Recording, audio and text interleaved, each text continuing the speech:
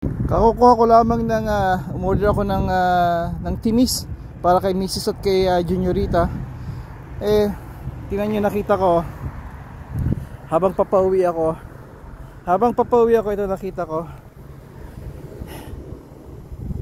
iniiwan na lang nila dito no. Pero doon sa mga matatanda na katulad ko natatandaan nyo ba ito?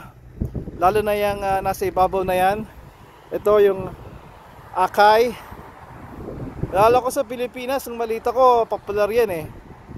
Yung tiyahin ko meron yan, isang kompletong set. Speaker, nakastack siya, stack up. May mga equalizer, nagdadami siya mga lights, parang LEDs na yata ng panahon yon.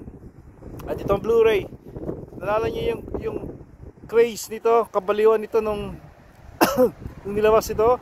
Like ito yung state of the art na pumalit lang sa VHS.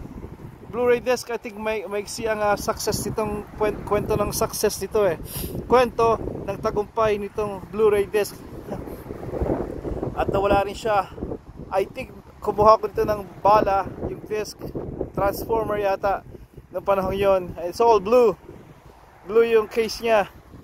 I think even yung CD. Man, it's the cold is biting, kaya wala akong gloves, kaya tigil ko na muna to. Gusto ko lang ipakita sa inyo.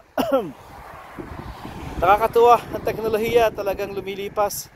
Kayo ba nakakasabay?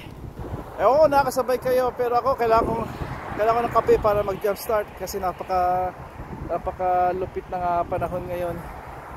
Lalo pat magbibisa man ako ng snow ngayong mga darating na araw. Alright, kita ulit tayo.